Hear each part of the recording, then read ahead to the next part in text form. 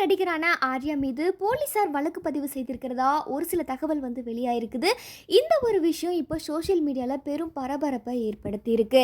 நடிகர் ஆர்யா இப்போ ரீசெண்டா நடிச்ச அனந்தன் காடு அப்படின்ற திரைப்படம் பார்த்தீங்கன்னா ஜூன் 25ஆம் தேதி தான் ரிலீஸ் ஆயிருந்துச்சு. இந்த படமே பார்த்தீங்கன்னா மக்களிடையே நல்ல வரவேற்புமே பெற்றிருந்துச்சு. இந்த நிலையில இந்த படத்தோட ஷூட்டிங் போயிட்டு இருக்கும் போது படக்குழுவினர் இந்த படப்பிடிப்புக்காக ஒரு தனியார் நிறுவனம் கிட்ட பார்த்தீங்கன்னா கேமரா மற்றும் லைட் உபகரணங்களை வாடகைக்கு எடுத்திருந்தாங்க. படப்பிடிப்பு முடிஞ்சதுக்கு அப்புறம் இதுக்கான மொத்த வாடகையை மொத்தமா செட்டில் பண்ணிக்கிறோம் அப்படின்னு சொல்லிட்டு படக்குழுவினர் அந்த தனியார் நிறுவனம் கிட்ட சொல்லியிருக்காங்க.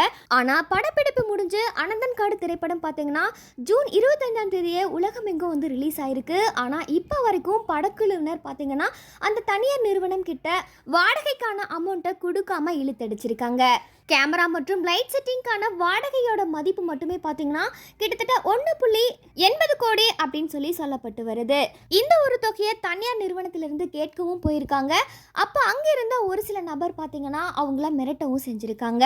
இதனால அந்த தனியார் நிறுவனம் பார்த்தீங்கன்னா ஹைதராபாத்தில் உள்ள ஜூப்ளி ஹில்ஸ் போலீசார் கிட்ட புகார் அளிச்சிருக்காங்க. இந்த புகாரின் அடிப்படையில் பார்த்தீங்கன்னா அனந்தன் காடு படக்குழுவை சேர்ந்த ஒரு சில நபர் மீது போலீசார் வழக்கு பதிவுமே செஞ்சிருக்காங்க. நடிகர் ஆர்யா நடித்த அனந்தன் காடு திரைப்படத்தோட படக்குழுவினர் மீது ஒரு மோசடி மற்றும் மிரட்டல் புகார் வந்திருக்கிறது. இப்போ சினிமா வட்டாரத்தில் பெரும் பரபரப்பையுமே ஏற்படுத்தி இருக்கு.